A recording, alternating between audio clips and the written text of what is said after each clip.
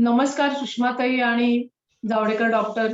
हा, नमस्कार. हो, हो. तर तुम्ही मला वाटते सुरू करा आता. तुमचं स्वागत आहे आमच्या हो, भेटू आनंद कार्यक्रमात आणि तुम्ही ओळख करून द्या दोघांची आणि हो.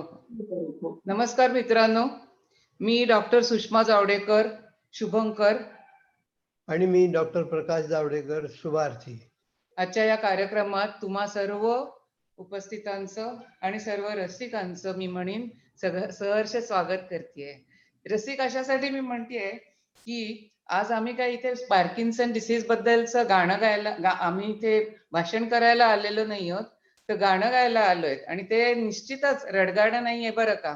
तर ते एक हास्यगीत किंवा विनोदाच्या अंगाने घेतलेलं पार्किन्सनचं गाणं आहे असं आपण म्हणूया. तर सर्वप्रथम मी ओळख करून देते. डॉक्टर प्रकाश जावडेकर हे बालरोग तज्ज्ञ आहेत. मुंबईला ते 40 वर्ष प्रायव्हेट प्रॅक्टिस करत होते आणि आता ते पुण्यात येऊन गेली 4 वर्षापासून स्थायिक झालेले आहेत. ते पार्किन्सन डिसीजचे पेशंटही आहेत आणि आजच्या कार्यक्रमामध्ये डॉक्टर जेव्हा पेशंट होतो तेव्हा डॉक्टरच्या नजरेतून त्या रोगाकडे न बघता पेशंटच्या नजरेतून त्या व्याधीकडे कसा वेगळा बघायला शिकतो हे डॉक्टर आपल्याला सगळ्यांना सांगणार आहेत. आणि जसं म्हणतात ना की ज्याचं जळतं त्याला कळतं, त्याप्रमाणे पेशंट स्वतःच झाल्यामुळे पार्किन्सन मध्ये काय काय अडथळे असतात, काय काय त्रास होऊ शकतात, बारीक सारीक गोष्टी खाचखळगे या प्रवासातले डॉक्टरांना अगदी जवळून स्वतःच अनुभवायला मिळाले आणि त्याबद्दल आज ते आपल्याला सांगणार आहेत.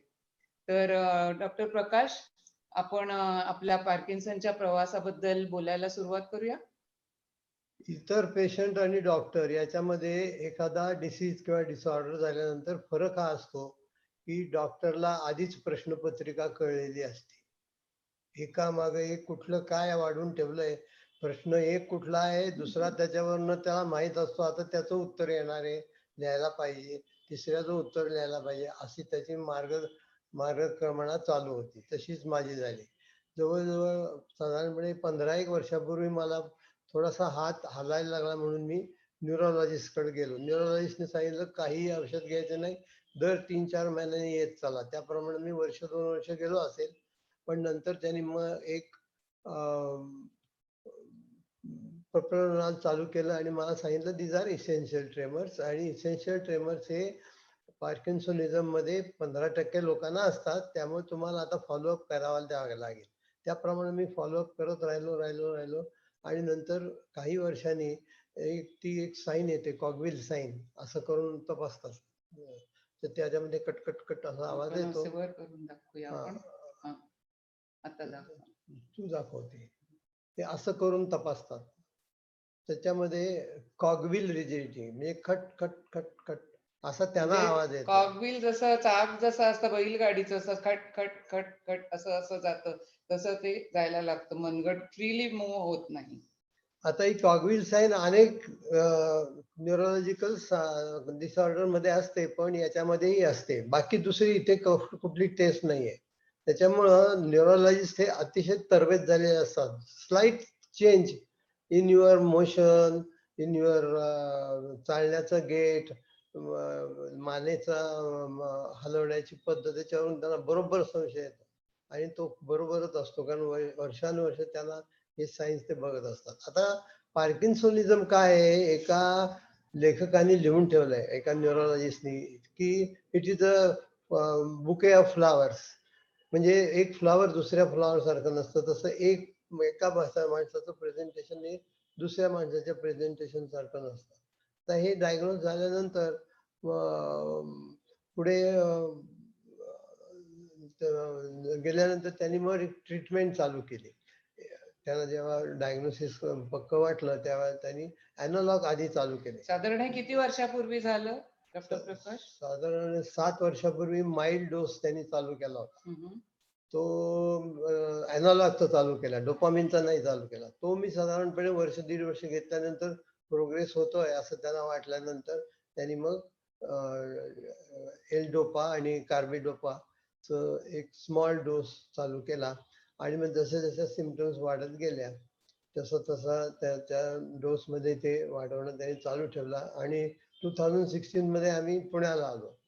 तर त्यावेळेला जसं जसं या वेळ जात होते तसं तसं माझ्यामध्ये चालणं स्लो व्हायला लागलं.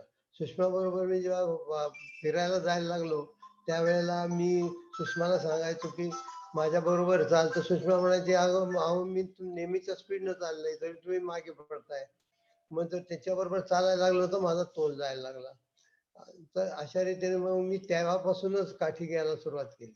लोक हसायचे म्हणायचे किंवा सुषमाला ते आवडलं नाही, काय तुम्ही काठी घेता, पण म्हटलं नाही, पार्किन्सोनिझम आहे ना, पहिलं डेंजर इंजरी. False Fall. तुम्हाला सारखी पडायची भीती वाटायला लागते मनात, नाही पडलो की पण त्या दृष्टीने काठी घेणं हे अतिशय सोयीचं आणि सेफ सुद्धा. म्हणजे हे हळूहळू पेशंटला स्वतःला समजायला लागतं की आता काठीशिवाय आपल्याला गत्यंतर नाही, काठी घेऊन आपण व्यवस्थित चालतोय तर काठी घेऊन चालूया. त्याच्यानंतर मी अनुलोम विलोम आणि कपालभाती हे पूर्वी करत होतो. साधारणपणे कवायतीचे व्यायाम सकाळी उठल्यावर मी करतच होतो.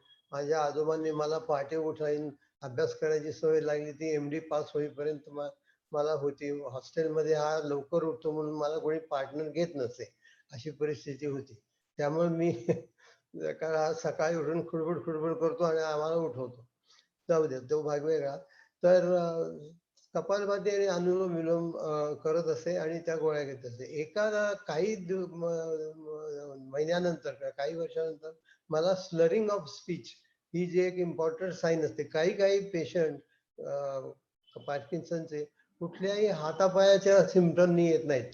ते सरळ येतात की मला बोबडं बोलायला लागलो, मला गिळायला त्रास व्हायला लागला, ह्या कंप्लेंटनं येतात. जसं मी क्लस्टर ऑफ फ्लॉवर्स म्हटलं तसं. तर हे चालू झाल्याबरोबर मी रामदेव बाबाचं तेव्हा आस्था चॅनल रेग्युलरली बघत होतो. त्यात त्यांनी छाती ठोकपणे सांगितलं होतं की अनुलोम विलोम जे लोक करतील त्यांचे न्यूरोलॉजिकल प्रॉब्लेम्स 1.5 वर्षामध्ये सुटतील. त्याप्रमाणे मी अनुलोम विलोम करायला लागल्याबरोबर स्लरिंग ऑफ स्पीच गेलं. मला वाटलं ट्रेमर जातील, पण ही फार ट्रेमर नाही महत्वाची गेले. गोष्ट आहे, म्हणजे पॉइंट टू बी नोटेड. कारण एकेकाळी डॉक्टर प्रकाश पिडियाट्रिशियन असल्यामुळे लहान मुलांशी ते पेशंट म्हणून लहान मुलं त्यांच्याकडे आली की थट्टा मस्करी करत त्यांच्यासारखं बोबडं बोलत बोलत त्यांना तपासायचे. ते जेव्हा स्वतःवर बोबडं बोलायची वेळ आली त्यावेळेला ते चरकले. त्यांना वाटलं ह्याला आता आपण काहीतरी नक्कीच पहिला शोधून काढायला पाहिजे. आणि मग अनुलोम विलोम चालू केल्यावर खरोखरच त्यांचं जे बोबडे उच्चार किंवा अस्पष्ट उच्चार यायला लागले होते ते सगळे गेले आणि स्पष्ट वाणी झाली. ते र ला रच म्हणायला लागले, जे ल म्हणायला लागले होते. तुम्ही सांगा आता, म्हणजे तुम्हाला कसा तो अनुभव आला? तर ते ठीक झालं. ठीक झाल्यानंतर त्यावेळेला आम्ही विचार करायला लागलो की आता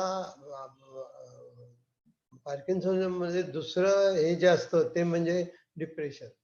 तर डिप्रेशन येण्यासाठी काय करावं, तर मेंदू तुमचा कायम जितका गुंतून जाईल आणि तुम्हाला आठवणही होणार नाही की आपल्याला काही असं न्यूरोलॉजिकल डिसऑर्डर आहे.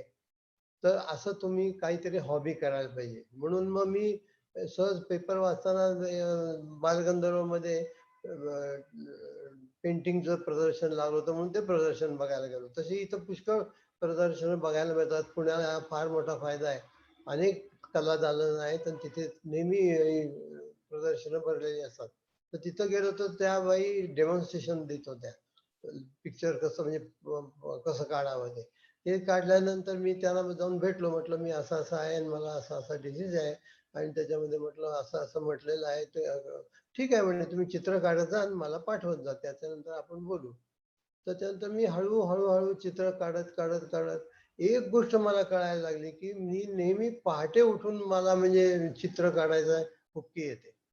हे एक माझी हॉबी झाली. आणि दुसरा हॉबी म्हणजे मग लिहिणं हे फार पूर्वीपासून होतं. परवाच एक कागदपत्र जुने कागदपत्र काढताना सुषमाला एक वही सापडली. त्याचे ते मी एक हिंदीत नाटक लिहिलं होतं. त्याचं नाव आहे कुछ मीठा हो जाए. मिठा हो जाए. तर ते मी विसरलो होतो. पूर्ण नाटक लिहिलेलंच मी विसरलो होतो. माझ्या हस्ताक्षरावरून ती वही मी ओळखली. तर ते पाहिल्यानंतर मी लिखाणाला सुरुवात केली. ज्या दिवशी लिखाण त्या दिवशी पेंटिंग नाही, ज्या दिवशी पेंटिंग त्या दिवशी लिखाण. असं करत करत पहिलं पुस्तक लिहिलं, डॉक्टर होणे एक आव्हान. सामान्य डॉक्टरला आजकालच्या या डॉक्टरांचा सुळसुळाट झालेल्या स्थितीमध्ये कसा त्रास होतो पेशंट कसे त्रास देतात आणि नंतर त्याची एक तसं आयुष्य कसं धकाधकीचं जातं हे लोकांना कळावं त्याच्यासाठी म्हणून ते नाटक हे पुस्तक लिहिलं. त्याच्यानंतर हे सुरू झालं, कोविड सुरू झालं. कोविड सुरू झालं तर माझं लिखाण मी थांबवलं नव्हतं. मी डॉक्टर 24/7 हे नाटक लिहिलं मी. त्या नाटकामध्ये पण असंच दाखवलंय की त्या सर्जनवरती कोर्टात केस होते आणि मग त्याच्यातून तो सुटतो. पण ते सुटता सुटता त्याची जवळजवळ 55 वर्षाचा तो होतो. तोपर्यंत तो ते सगळी यातना भोगत असतो. तिसरं पुस्तक म्हणजे पेशंट आम्हाला इतके प्रश्न विचारतात आणि ते फार कधी कधी फार विनोदी असतात. कळलं काय? तर ते म्हटलं लिहित जावं. तर ते 174 प्रश्न झाले. आता आणखीनही येतात डोक्यामध्ये. तर ते एक पुस्तक आहे. असं मग सांगायचं तर मी मोठा आहे असं काही माझं म्हणणं नाही. पण यांनी माझा ब्रेन हा कायम ऑक्युपाईड असतो.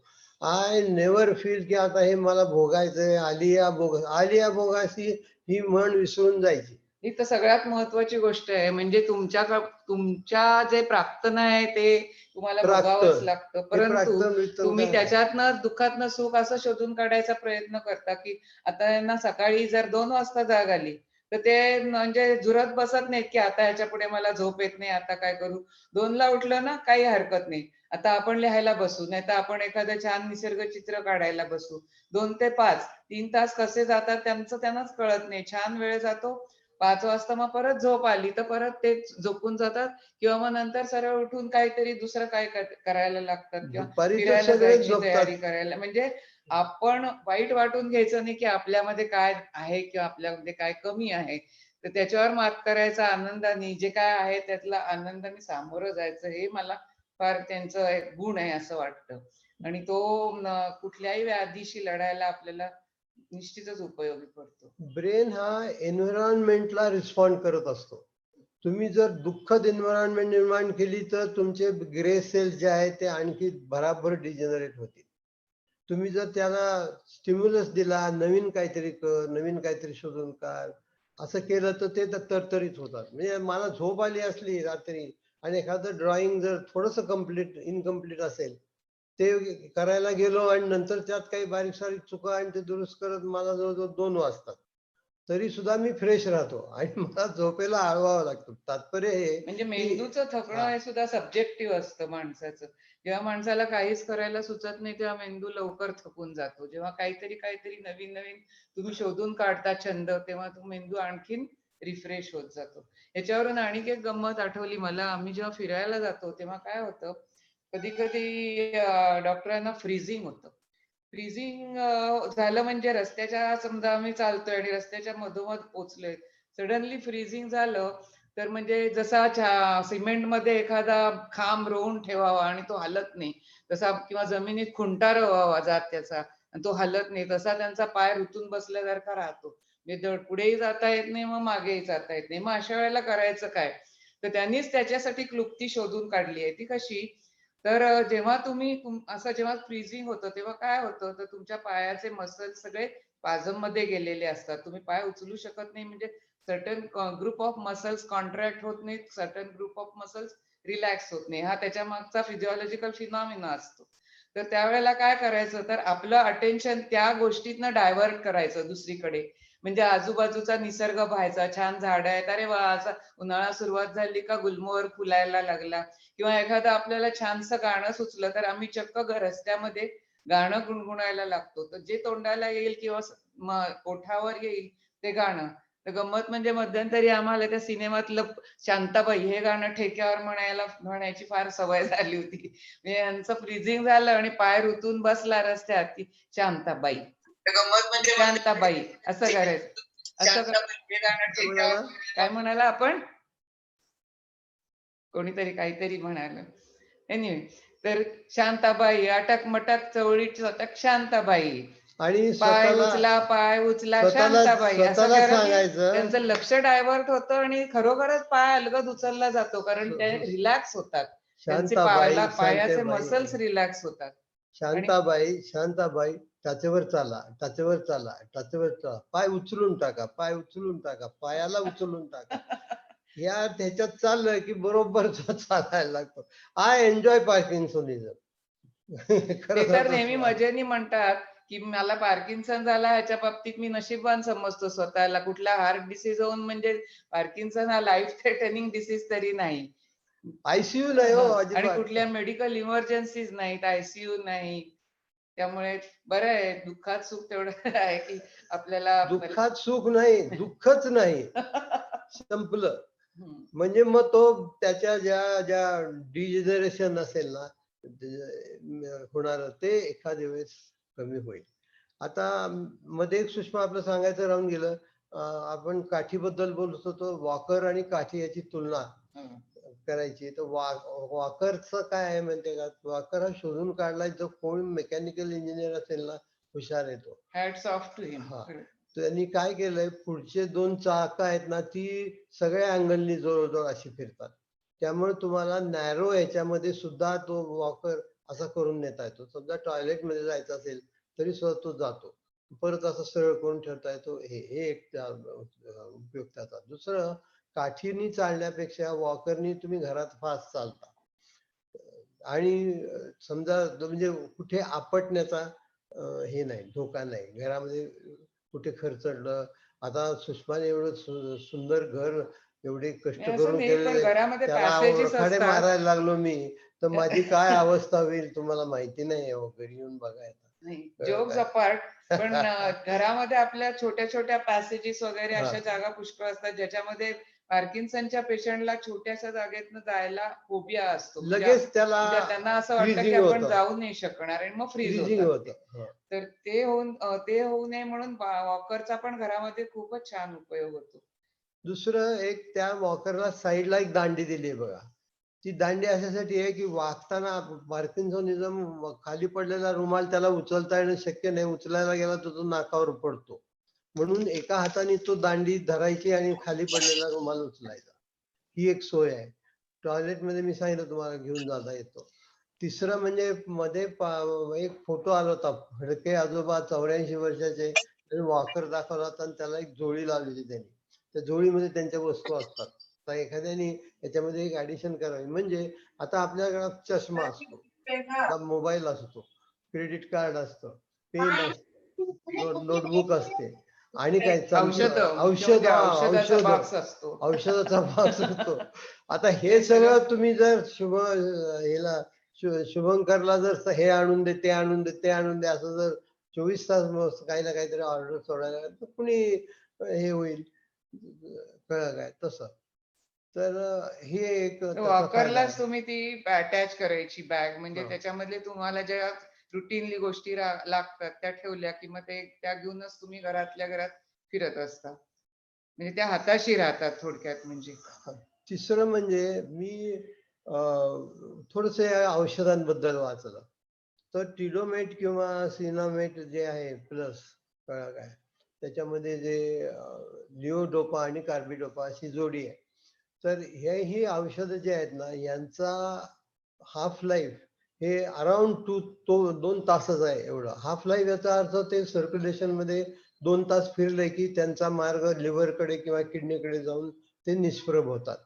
आणि साधारणपणे तर तुम्हाला काय होतं, आपण जेव्हा मी विचार केला, असं जर 2 तासच आपल्याला एका गोळीपासून पक्का 100% फायदा मिळत असेल, तर मग आपण जेव्हा काम करत असू तेव्हा जर गोळी घेतलेली नसली तर आपल्याला फ्रीजिंग होणार. बरं, आपण स्वस्त जेवण झाल्यानंतर बसलेलो असू तेव्हा फ्रीजिंगची होण्याची काही शक्यता नाही, तेव्हा गोळी ऍक्टिव्ह असली तर काही फायदा नाही. म्हणून आपण जेव्हा ऍक्टिव्ह होतो त्यावेळेस त्या गोळ्या 2 ते 3 तासांनी, फार फार तर 4 तासाच्या अंतराने घ्यायच्या. म्हणजे कसं, तर पहाटे मी उठतो 4:30-5 वाजले असले संसाराकडे, एक गोळी घ्यायची आणि ती क्रश करायची, हे गिळायची सगळ्यात नाही, महत्वाचं आहे. ही सुद्धा त्यांनी युक्ती स्वतःच शोधून स्वतः काढली आहे, म्हणजे क्रश ऐकण्यासारखी करायची. गोष्ट आहे. त्याच्यामध्ये असंही लिहिलं आहे की if there is a lot of protein and fat in your stomach, the tablet will get slowly absorb. म्हणजे आणखी 1-1.5 तास पुढे. म्हणजे हे सगळं काय म्हणतात, गुंता होणार तुमची ऍक्टिव्हिटी ज्या वेळेला असेल तेव्हा गोळ्या पोटात नाहीत ऍक्टिव्ह, जेव्हा गोळ्या ऍक्टिव्ह असतील तेव्हा तुम्ही झोपलेले. असं जर झालं तर मग तो माणूस आणखी स्वतःला जातो. म्हणून त्या मी 4:30ला एक, त्याच्यानंतर 7 वाजता 2, 11 वाजता 2, 3 वाजता 2 अशा गोळ्या घेतल्यानंतर 7 वाजता मी लॉंग ऍक्टिंग गोळी घेतो. कारण ते लॉंग ऍक्टिंग गोळी जर तुम्ही बघितलं तर सिमेंटचा तुकडा वाटतो, ती इतकी कडक आहे. मग मी काय केलं, म्हटलं ही गोळी विरघळणार का माझा विश्वासच बसेना. म्हणून मी वाटीत पाणी घेतलं आणि ती ठेवून दिली. ऑब्झर्व केलं 4 तासांनी थोडं पाणी ब्ल्यू झालं होतं. गोळीला हात लावून बघितला तर ती अजून कडक होती. याचा अर्थ ती खरोखरी 12 तास घेते. म्हणजे या पद्धतीनं तुमच्या शरीरामध्ये लिव्होडोपा याचं surveillance control 24 hours dose 24 hours झाला. म्हणून मग तुम्ही तो जो चावून गोळी खाण्याचा उपाय शोधून काढला तेव्हा खूपच उपयोगी हा, पडला नाही चावून का खाण्याचा तुम्हाला? आणखी एक उपाय होतो की नॉर्मली सुद्धा तुम्ही कुठलाही ड्रग घेतला तर थोडा तरी ऍसिडनं त्याचं डिस्ट्रक्शन होतं. तर इथे काय करायचं, त्याच्याबरोबर पाणी प्यायल्यानंतर ते सोल्युशन झालं, सिरप झालं, सोल्युशन लगेच एम्प्टी होतं आणि ते इंटेस्टाईन मध्ये जातं. इंटेस्टाईन मध्ये अल्कलाईन मीडियम असतं. Most of the medicines they don't get destroyed in alkaline medium and they will get absorb. तर हे केल्यापासून मला जेव्हा व्यायाम करायला मला सुटं शरीर पाहिजे, सकाळी फिरायला जाताना सुटं शरीर पाहिजे, तेव्हा मला ते मिळतं. संध्याकाळी तीच परिस्थिती होते. 5 वाजता जेव्हा आम्ही चालायला जातो तेव्हा आम्ही 3 वाजता त्या गोळ्या ज्या घेतलेल्या असतात त्या शॉर्ट ऍक्टिंग असतात.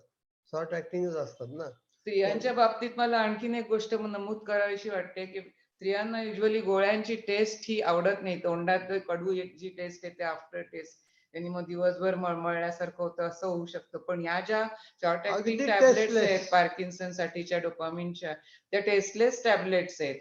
त्यामुळे त्या चावून चावून तोंडात क्रश करून खाल्ल्या, त्याच्यावर पाणी लगेच प्यायलं त्या की आणि अजिबात कडू लागत अजिबात नाही. घट्ट नाहीयेत. हं. त्या लगेच म्हणजे त्याचा भुगाच त्यामुळे होतो. कोणालाही त्या घेता येतील अशा प्रकारच्या त्या आहेत आणि त्या जरूर प्रयत्न करावा घेण्याचा. त्यांनी यांच्या न्यूरोलॉजिस्टला सुद्धा ही गोष्ट सांगितली, तर म्हणजे त्यांना पण ती आवडली म्हणजे गोष्ट. ते म्हणाले मी He note told me on करून ठेवतो. telephone, yes, I am noting your note करून ठेवलं ते. तर आणखी काय आपल्याला सांगायचं होतं?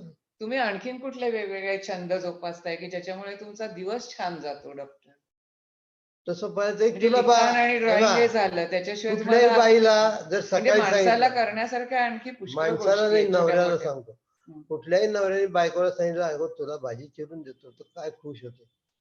खुश झालेली बायको कोणाला नाही आवडत. त्यामुळं ती भाजी चिरून द्यावी. दुसरं असं की ह्या बोटांना नेहमी काम मिळालं पाहिजे आणि पायाची बोटं सुद्धा 90-95 जे काय आयुष्य दिलं असेल ती हलली पाहिजेत. That is a sign of good nervous system. कारण तुम्हाला सांगतो न्यूरोलॉजिकल कुठल्याही पाठीचं ऑपरेशन झालं ना, मी पाहिलंय हे.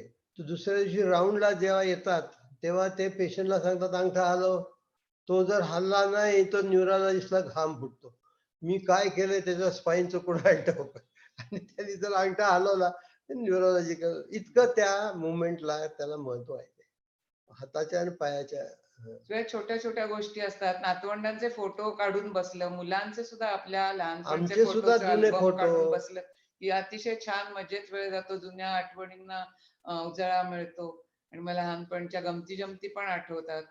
मूड हलका होतो त्याच्यामुळे. मला इव्हन आपल्या शुभंकरांचं मला असं वाटतं की म्हणजे जर नवरा शुभार्थी असेल किंवा एखाद्या माणसाची बायको ही शुभार्थी असेल तर त्यांना म्हणजे पेशंटला जे आवडेल अशा गोष्टी कराव्यात असं मला तरी वाटतं. म्हणजे पेशंटचा मूड चांगला राहतो, त्याची अस्मिता टिकून राहते, डिप्रेशनचे शिकार तो होत नाही आणि नेहमी आनंदी आणि उत्साही राहतो.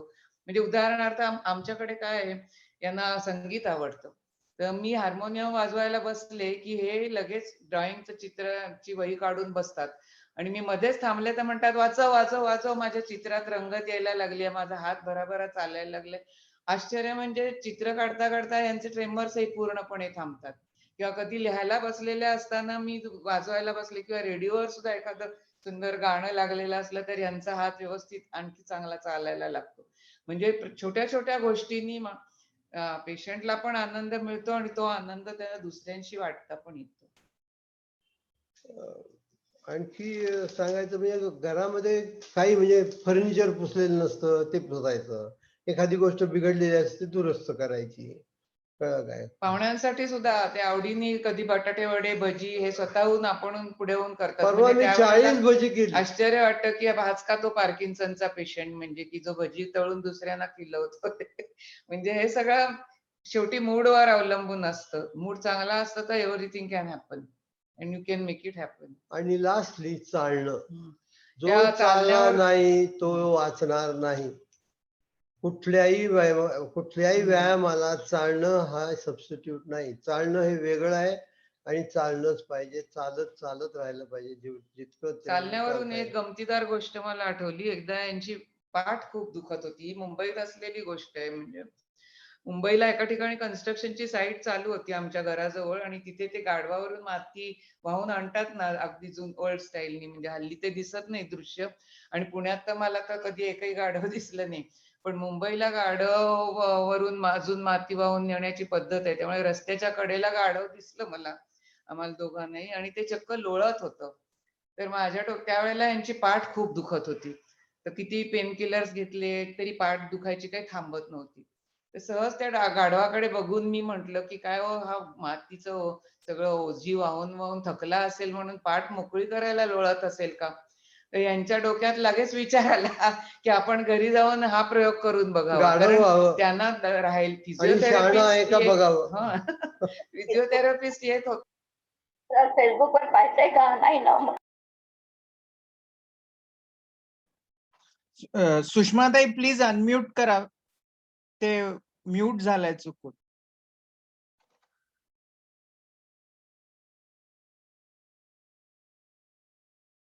तुमची खरंच पाठ थांबली का? हा आता येतोय का? हा, हो हो हो. हा, तर ती गंमत गाढव. सांगत होते गाढवाची, की गाढव रस्त्याच्या कडेला लोळत असताना, इथपर्यंत ऐकू आलं का आपल्याला? हो हो. बघितलं तर त्या डोक्यात आयडिया आली की असं हे आपली पाठ मोकळी करण्यासाठी गाढवर अशी हे करतात की काय, लोळतात की काय, म्हणून यांनी घरी येऊन प्रयोग केला. ते स्वतः गादीवर गडाबडा लोळून बघितलं त्यांनी, आणि खरोखर त्यांची पाठ दुखायची थांबली. म्हणजे काही पर्टिक्युलर मसल जे स्पाझम मध्ये गेले होते ते रिलीव्ह झाले असणार. आपण असं एक्सप्लेनेशन देऊ, पण म्हणजे गाढवासारख्या प्राण्याला जे समजतं ते पटकन आपल्या डोक्यात का येऊ नये. तर त्यामुळे हा एक प्रयोग मला खूप मजेदार वाटला, आणि गाढवाकडून सुद्धा थेरपी शिकण्यासारखी असते म्हणजे हे लक्षात आलं. गाढवाला गाढव का म्हणतात? सगळ्यात शहाणा असतं. माल वाहत जिथे ट्रक जात नाही तिथे आधी माती सिमेंट वाळू ते नेतं आणि नंतर त्याला तुम्ही गाढव म्हणताय. कन्स्ट्रक्शनची सुरुवात करून देतं की ते, नंतर मग ट्रक जातो. तर एकंदरीत या मधला सगळा असा विनोदाचा भाग जरी सोडला तरी आपल्याला एक लक्षात येतं की पार्किन्सनच्या पेशंटला म्हणजे स्वतः आपलं पॉझिटिव्ह ऍटिट्यूड कायम हे बरकरार ठेवावं लागतं, कायम ठेवावं लागतं, आणि आपण त्यांना प्रोत्साहन देणं, हा त्यांचा आत्मविश्वास वाढवणं हे आपलं कर्तव्य आहे. आर के लक्ष्मणनी, मला आता आठवण झाली एका गोष्टीची, एक कार्टून काढलं होतं. ते कार्टून बघून एक माणसाने त्यांना विचारलं की सर तुम्ही हे नेहमी कॉमन मॅनचं कार्टून का काढता हो? तो एक टिपिकल चेक्सचा बुशशर्ट घातलेला माणूस आणि मिशावाला तो माणूस असतो कॉमन मॅन, तोच का काढता तुम्ही तुमच्या कार्टून मध्ये? तुम्ही कॉमन वुमन का नाही काढत? तर आर के लक्ष्मण म्हणजे हाडाचे कार्टुनिस्ट, त्यांनी एक क्षणाचाही विचार न करता ताबडतोब उत्तर काय दिलं असेल की how can I draw common woman? Women are never common, they are always special. तर तसंच आपला पार्किन्सनचा पेशंट हा नेहमी स्पेशलच असतो, कॉमन नसतो. त्यांनी आयुष्यभरात काय काय गोष्टी केलेल्या असतात, पण आता त्याच्यावर ही आपत्ती आल्यामुळे त्याला त्याचा सेल्फ एस्टीम किंवा त्याची सेल्फ रिस्पेक्ट ही कायम कशी राहील ह्याचा आपण विचार करायला पाहिजे, आणि त्याप्रमाणे त्याच्याशी वागलं पाहिजे सगळ्यांनीच. म्हणजे मग त्यांचा कॉन्फिडन्स चालू राहील, आणि त्यांच्या या कंडिशन मधनं त्यांना थोडा तरी लवकर रिलीफ मिळेल असं मला आशा वाटते. दिल्लीला हेरिटेज एक्झिबिशन भरवलं होतं. तर त्याच्यासाठी माझ्या गाईडनी मला सांगितलं की तुम्ही कुठल्याही मॉन्युमेंटची चित्र काढून आणा. तर मी सोप्यात सोपं असं मला वाटलं म्हणून अंबरनाथचं जे टेम्पल आहे, अंबरनाथला एक फार जुनं सुंदर शिव मंदिर आहे. 400 400 बिफोर क्राइस्ट मला हम्म. वाटतं. तर त्याचं चित्र मी काढलं आणि दिलं पाठवून. तर ते सिलेक्ट झालं आणि मॅडमचं सिलेक्ट झालं नाही असं मॅडम म्हणाल्या मला. म्हटलं तुम्हीच मला सांगा म्हणजे कसं काय तुझ्या लक्षात आलं? आम्ही म्हणे कठीण कठीण सगळं घेतलं. एनिवे तिथे त्या असं प्रदर्शन आहे ते की टुरिस्ट जे येतात फॉरेन ते त्यांना मॉन्युमेंटची चित्र पहिल्यांदा दाखवायला बघायला मिळावीत म्हणून ते एक्झिबिशन आणि ते परमनंट राहील आणि it will be moving also from one place to another tourist स्पॉटला म्हणजे जयपूरला जाईल, कलकत्त्याला जाईल, मुंबईला जाईल असं. तर त्याच्यामध्ये माझं सिलेक्ट झालं. मला धक्का बसला. कारण इतके बड्या बड्या लोकांबरोबर डॉक्टर तुम्ही आणि मानसिक अवस्थेबद्दल डिप्रेशन बद्दल बोलणार होतात की ह्या रोगाचे म्हणजे दोन भाग आहेत, एक सायको आणि एक सोमा. सोमा म्हणजे जो मस्क्युलोस्केलेटल किंवा न्यूरोलॉजिकल प्रॉब्लेम असतो त्याच्यावर औषधं आहेत, पण सायको बद्दल काय, त्या मनाबद्दल काय, त्याबद्दल तुम्ही सांगणार होता. मनामध्ये नाही ही एकच कंडिशन नैराश्य रोग असा बद्दल आहे सांगणार की होता. इथं सुपिरियरिटी कॉम्प्लेक्स पाहिजे. इन्फिरियरिटी कॉम्प्लेक्स नाही. मला हे झालंय आणि मी तसाच होणार आणि मला लोक हसतात आणि मी लोकांमध्ये कसा जाऊन आता माझं काय राहिलंय हे संपलं. मग तुम्ही किती एक्सरसाइज करा, काय करा, काही हे होणार नाही. मनाने खंबीर राहायला मनाने पाहिजे. खंबीर राहायला पाहिजे. दुसरं डीप ब्रेन स्टिम्युलेशन वरती कुठेही कॉन्फिडेंटली पॉझिटिव्ह असं काही लिहिलेलं आढळत नाही. मला असं उत्तर देण्यात आलं की जशी तुम्ही व्यायाम करता, जसं तुम्ही फिरायला जाता, जसं तुम्ही गोळ्या घेता, तसं एक हे आहे असं समजा. तुम्हाला वाटलं तर करा, वाटलं तर करू नका. गॅरंटी कशाची नाही. त्यामुळे ज्याचं त्याने आपला विचार करा. एक लेखिका रोंडा ब्राईन म्हणून आहे, तिने तिच्या पुस्तकामध्ये लिहिलंय की प्रत्येकाने रोज रात्री झोपायच्या आधी एक 10 गोष्टी आजच्या दिवसात काय छान घडल्या, काय चांगल्या घडल्या त्या लिहून काढाव्या.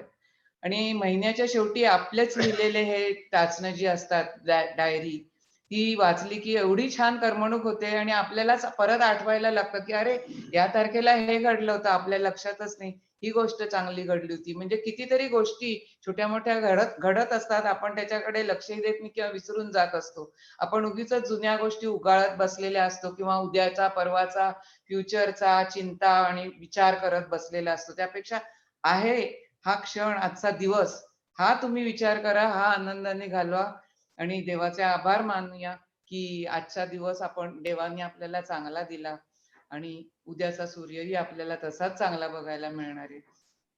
तेव्हा डॉक्टर तुम्ही ते आकाश कंदीलचं सांगा ना डॉक्टर.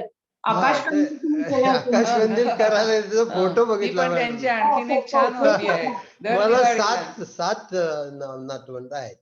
तर मी माझ्या 5 नातवंड. मुलीकडे असताना त्या नातवंडांच्या आकाराप्रमाणे ते हे केलं. आणि नातवंड एवढी खुश होतात, 5 जणांचे 5 वेगवेगळ्या आकाराचे आकाश कंदील. अहो माझा दीड महिना इतका छान गेला. काय व्हायचं खालीच त्यामुळे दुकान आहे. दिवाळी छान जाते. खालीच दुकान आहे त्याचं. तर मी 4 कागद आणायचो, एक कंदील करायचो. मग कमी पडला आणखी 4 आणायचो. तो कागद विकणारा म्हणाला, "डॉक्टर साहब तुम बहुत बहुत सारे लेके जाओ ना, 2-3 क्या लेके जाते हो और क्या कर रहे हैं 2-3 क्या?" म्हटलं जितना पोता है उतना बना रहा है. ही पण एक चांगली हॉबी आहे. वेळ पण छान जातो आणि आनंदही मिळतो. मुलं खुश होतात. काय आहे त्याचं झालं असं आहे की माझं एका खेडेगावात बालपण गेलं. त्याच्यानंतर मी पुण्या मुंबई सारख्या ठिकाणी वावरलो. मग मी सौदी अरेबिया सारख्या काय आगळ्या वेगळ्या देशामध्ये जाऊन तिथे 8-9 वर्ष काम करून आलो. तर त्याच्यामुळं प्रचंड अनुभव असा मिळत नाही. मी पुष्कळ लोकांचं वेगळं वेगळं जीवन बघितल्यामुळं मला पुष्कळ गोष्टी आठवतात. माझी मुलगी म्हणते हे सगळं तुम्हाला आठवतं कसं? म्हटलं मला मेडिकलचा पहिला दिवस आठवतो. मी पहिल्यांदा वॉर्डमध्ये गेलो. ते मला आठवतं. मी पहिलं इंजेक्शन दिलं, ऑपरेशन असिस्ट केलं ते आठवतं. सगळं आठवतं म्हटलं मला. मी कशी फजिती झाली माझ्या पहिल्या व्हिजिटची सौदी अरेबियाला जाताना ते सगळं आठवतं. ही म्हटलं फुलं आहेत. ही फुलं जपून ठेवलीत म्हटलं मी. त्याच्यातून आणखी एक पुस्तक विचित्र चालवलं फुले. त्या त्या असं पुस्तकात त्याने तेच म्हणले की फुलं वेचावीत, काट्यांचा हिशोब ठेवू नये. आणि सगळ्यांची आयुष्य हे एक कादंबरी असते. मी तुम्हाला सांगतो. लिहायला गेला ना तर सगळ्यांना सगळं सगळं देवाने तितकंच प्लेजर आणि तितकंच डिस्प्लेजर वाटलेलं आहे. सकाळी उठल्यावर असं एका धर्मामध्ये सांगितलंय की पहिला विचार येतो तो ह्याचा असतो, परमेश्वराचा असतो, आणि दुसरा तिसरा विचार येतो तो सैतानाचा असतो. तुम्हाला कळलं असेल कुठल्या धर्मामध्ये लिहिलंय ते. त्याच्याप्रमाणे नेहमी सकाळी उठल्यावर आपल्याला काय ते आज ड्रॉइंग कर बरं का, कळलं काय, आज कसं कर, बरेच दिवसात बटाटे वडे नाही झाले तर ते कर, कळलं काय, किंवा एखादा शर्ट चांगला धुतलेला नाही, धुवून टाकायला पाहिजे, मी शर्ट धुवून टाकतो, मला आवडतं ते, कळलं काय. असं असं करून अहो आयुष्य हे ते काय म्हणतात, किती योनीमध्ये हा पहिला एकच मनुष्याचा धर्म आहे, मनुष्याचा जन्म मिळतो. खरं आहे ते, ते प्रत्येकाने मनात ठेवलं पाहिजे.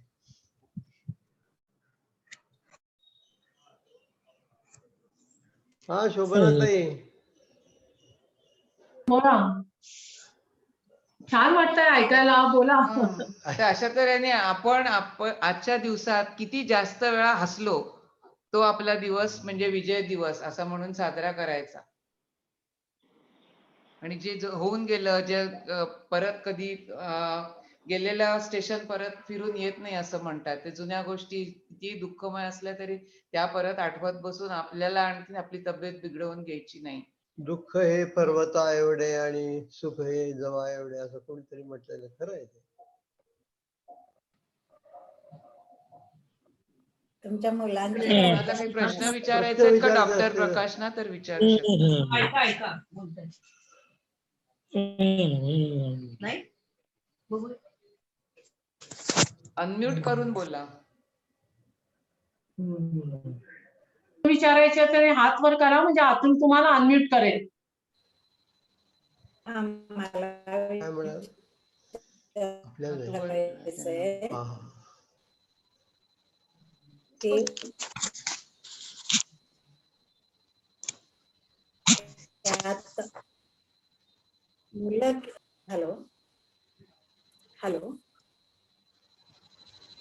बोला हॅलो. बोला.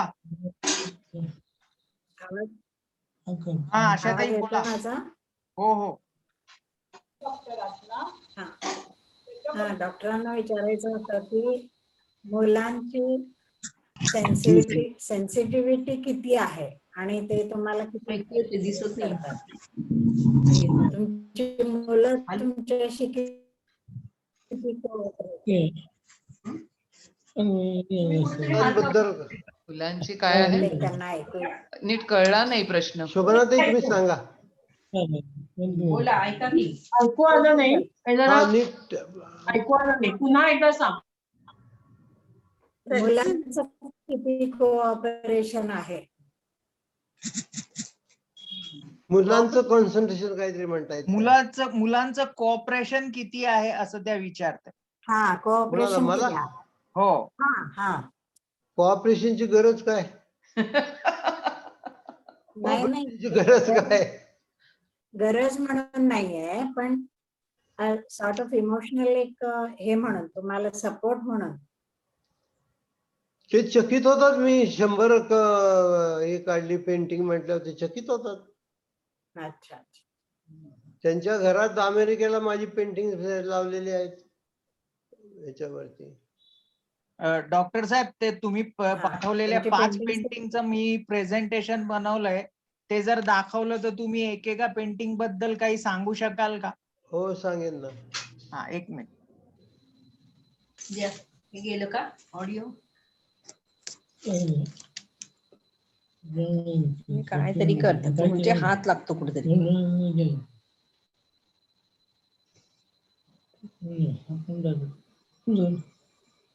लांब बसतो.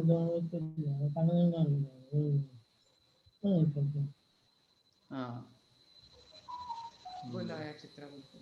हे लव बर्ड्स आहेत असं मी स्पीकिंग नकोय तर आलंय काय बघ हे. लव बर्ड्स म्हणून काढलं होतं चित्र, बस एवढंच, बाकी काही नाही. म्हणजे कसं तुम्हाला सुचलं? हे हा हे मी बोलत कुठेतरी नुसतं पाहिलेलं ऐकायचं आहे चित्र. हे जे आहे ना, हे मी माझ्या मनात नाही काढलेलं. बरं झालं तुम्ही मला दाखवलं. हे मी कुठेतरी पाहिलेलं आहे आणि मग त्याची कॉपी, पुष्कळशी चित्र माझी कुठेतरी चित्र पाहून आणखी त्याच्यामध्ये काहीतरी बदल करून चांगला आम्हाला माझ्या दृष्टीने अशी काढलेली आहे ती चित्र. तसं म्हणजे ओरिजिनल असं अजून तेवढी ओरिजिनॅलिटी अजून मला आलेली नाही. हा कव्हर फोटो केलाय बरं का मी फेसबुकवर, तर त्याला प्रचंड लाईक आलेले आहेत या फोटो. हा खरंच बाळ गणपती आईच्या कडेवर बसलेला खूपच गोड आहे. हा मी कुठेही म्हणजे मी हे चाळत असतो, मोबाईल चाळत असतो, त्याच्यामध्ये कुठेतरी असं दिसलेलं आहे. त्याच्यामध्ये ती बाई साधारणपणे तिचा चेहरा या बाजूला असेल तर तुम्ही असा केला, असा असेल काहीतरी असेल, किंवा त्याची सोंड अशी असेल तर मी अशी केली, काहीतरी मी बदल करतो त्याच्यामध्ये. आणि जोपर्यंत you are not selling that, ते काही कुठल्याही कायद्यामध्ये ते येत हे नाही. चित्र त्यांनी काढून गणपतीच्या दिवसात आम्ही अमेरिकेला गेलो होतो तेव्हा त्या नातीला दिलं, ती भयंकर खुश झाली मुलगी. हे सगळ्यांना आवडतं. हा, हे एका फोटोवरून म्हणजे मीच काढला होता फोटो, कोकणातला फोटो आहे हा. आम्ही एका ठिकाणी थांबलो होतो, फणसूला गेलो फणसूला होतो. गेलो होतो त्यावेळेच आहे. कोकणातलं फणसू नावाचं गाव आहे, तिथून ते दिसणारा फोटो काढून समुद्र तो किनारा. फोटो जसाचा तसा तो उतरवलेला आहे. हा, हे सुद्धा मी चित्र एका ठिकाणी पाहिलं होतं, पण मला ते तुम्हाला चांगलं वाटत असेल, पण मला काही हे फारसं आवडलेलं नाहीये. कारण आता तुम्ही बोलत नाही, तुम्हाला आवडलंय तर ठीक आहे. घोडे जास्ती रुबाबदार यायला पाहिजे त्यांचं म्हणणं आहे. हा, हे आत्ता रिसेंटली काढलंय मी.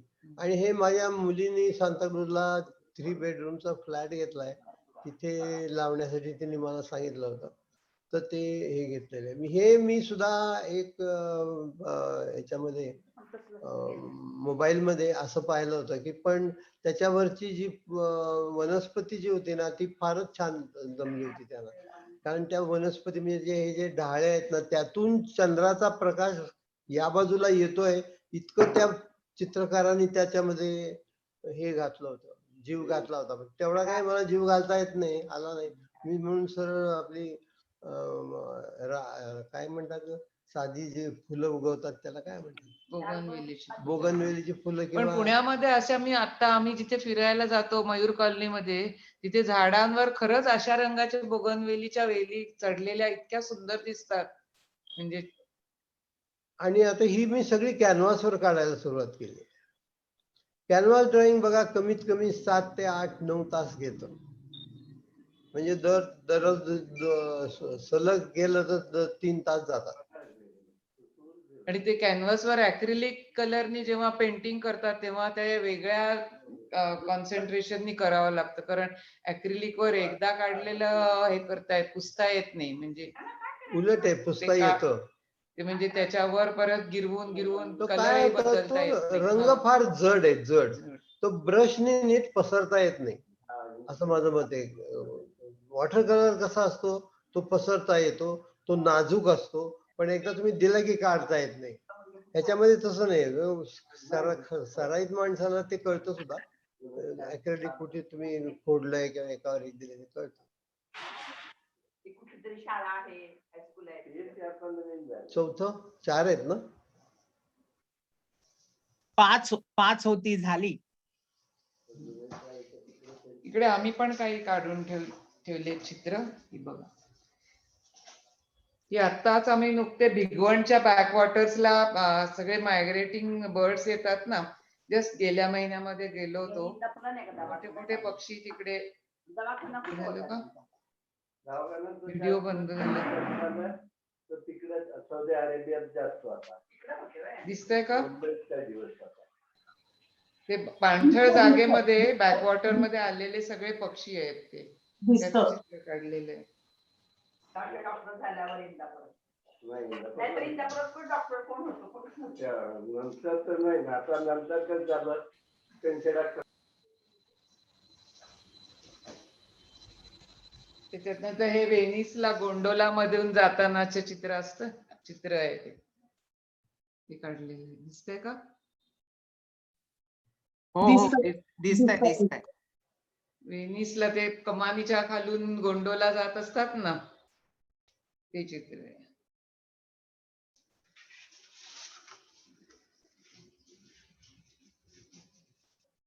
गणपती दुसरं हा गणपती.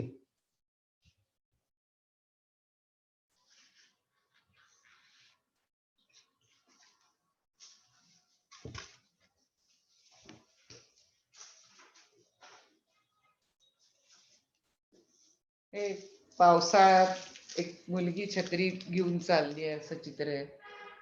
दिसतंय का? हो हो सगळी चित्र दिसतायत तुम्ही हा. व्यवस्थित. पाठमोरी मुलगी आहे ते सुद्धा चित्र आमच्या नातीसाठी काढलं होतं.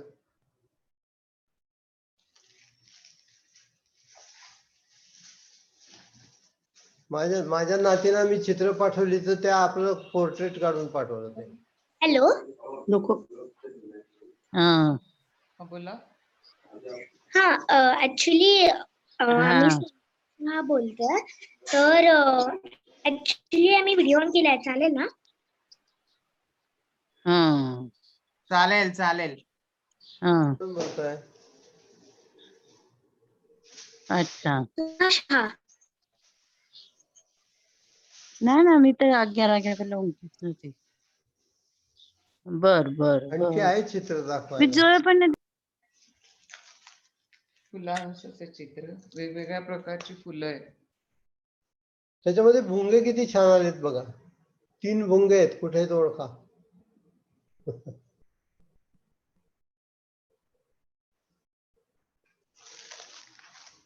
ते जास्ती करून निसर्ग चित्र काढतात अशासाठी की ती चित्र बघून सुद्धा आनंद वाटतो, म्हणजे प्रसन्न वाटतं निसर्गाकडे बघून.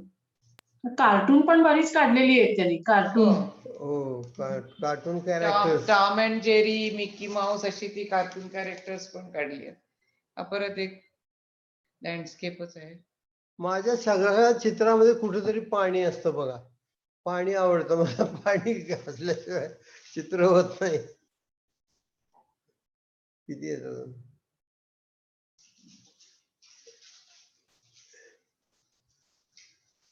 ते नाही, ते नाही.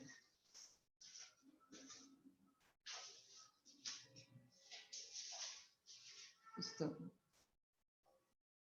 आणि हे पुस्तक, हे कॉन्टिनेंटल प्रकाशनला तुम्ही फोन जरी केला तरी ते घरी पाठवतात, अशी त्यांची पद्धत आहे. म्हणजे किंवा पोस्टाने येतं विपिन. हा प्रकाशन समारंभ फार छान झाला होता. हो हो, कारण रवींद्र माझे गावचे मित्र आले होते, ते मोहन सगळ्यांना. आगासे वगैरे आलेले होते, रवींद्र सोपटे आणि कोण डॉक्टर आणखी डॉक्टर थत्ते थत्ते आणि आणखीन एक डॉक्टर आले आणि डॉक्टर लाड. नंदू लाड, नंदुराज ज्यांनी फर्स्ट नी ऑर्थोपेडिक रिप्लेसमेंट केली सायन हॉस्पिटलला त्या काळामध्ये. He was the first to do that. आणि थत्त्यांबद्दल तर माहिती आहे तुम्हाला, वर्ल्ड फेमस प्लास्टिक सर्जन. त्यांनी नवीन नवीन प्लास्टिक सर्जरीच्या टेक्स्टबुक, जागतिक टेक्स्टबुकामध्ये हे ना, हे रात्री मूनलाईट पडला असताना दिसणारा धबधबा, याला तिळव्यांनी मूर्त स्वरूप दिलं होतं. म्हणजे पाणी असं पडतंय असं दिसायचं. तिळव्यांच्या लक्षात असेल आता तर. मी तुम्हाला शोभनाताई फोन करून ग्रुपवर तिळवेने केलं होतं. प्रश्न असा आहे आता, या 100 शवाचे चित्राचं करू काय? ती आपल्या आनंदासाठी काढलेली असतात. आमच्या वेबसाईटवर तर येतीलच ती, आणि सगळ्यांना प्रेरणा मिळेल ना त्याच्यापासून. हा, तुम्ही टाकणार आहात ना का टाकली? अतुल टाकतील ना हो वेबसाईटवर. हो, सगळी सगळी त्याच्यात ते टाकायची. कार्टून कॅरेक्टर येतील बघा. सगळी टाकायची. हा, हे चांगलं आहे. हे मोझॅक आर्ट्स, मोझॅक असतं ना, मोझॅक.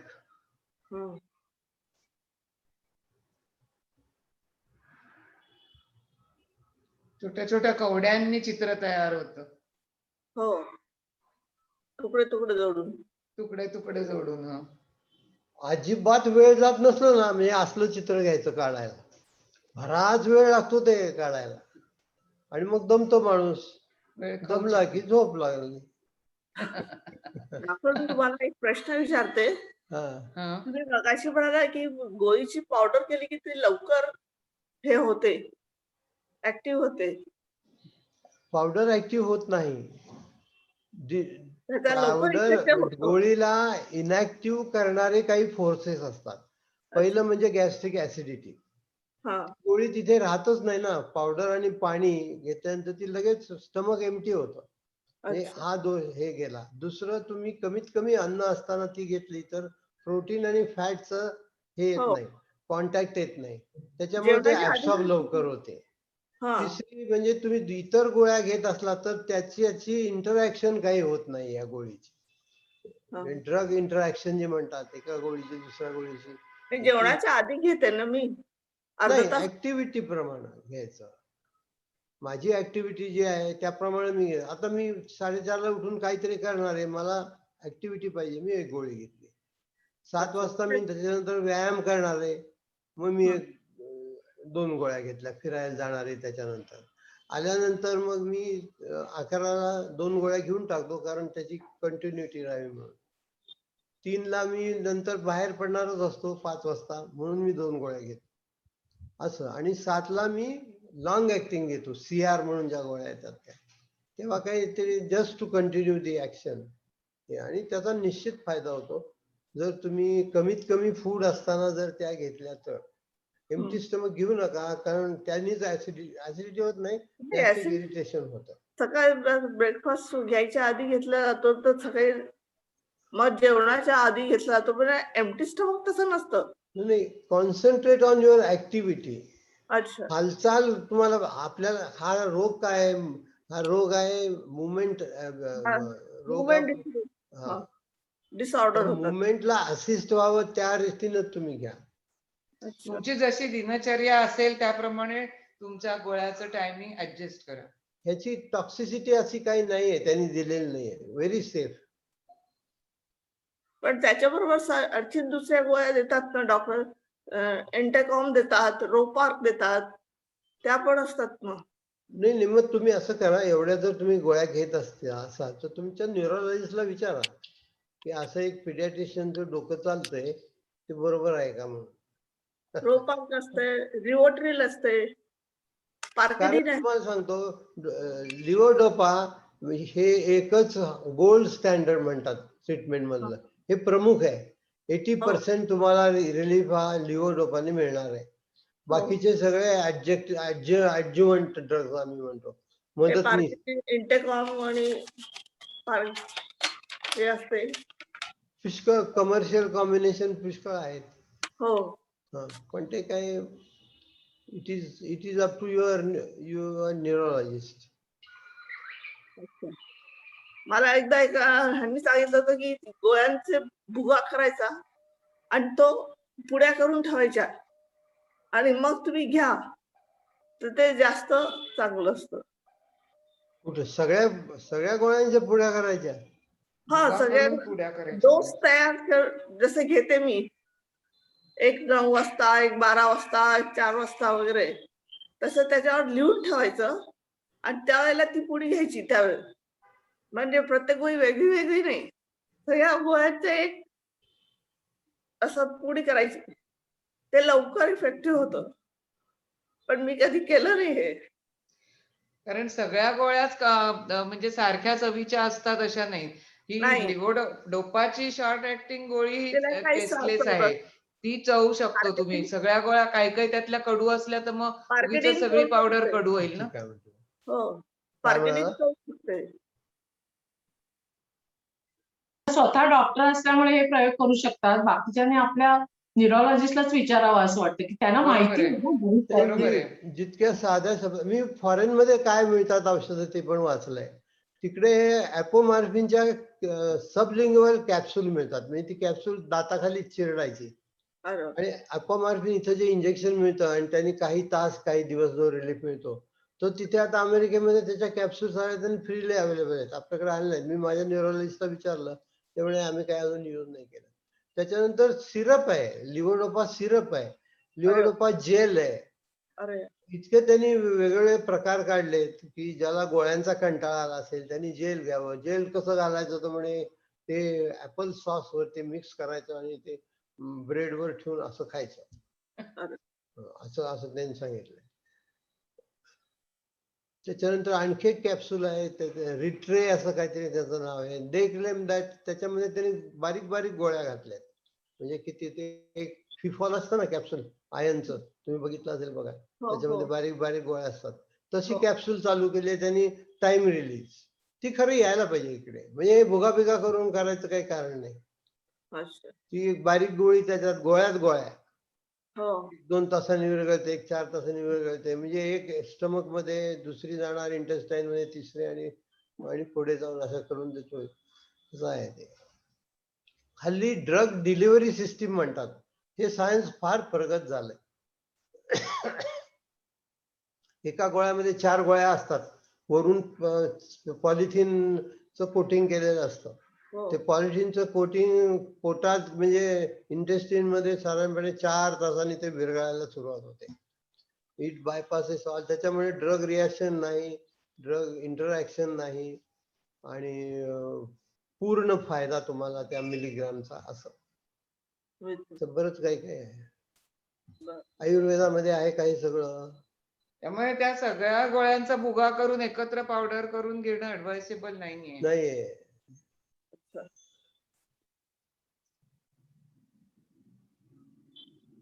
ठीक आहे. ठीक आहे. ठीक.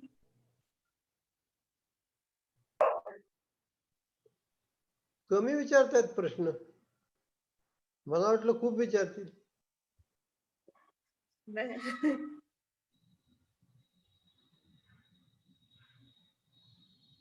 मी जी मेथड सांगितली ती तुम्ही तुमच्या न्यूरोलॉजिस्टला विचारून मग अंमलात आणणार आहात. मी सांगितलं म्हणून तुम्ही करू नका. नाही नाही ते तसं नाही. मी त्यांना विचारल्याशिवाय घेणारच नाही.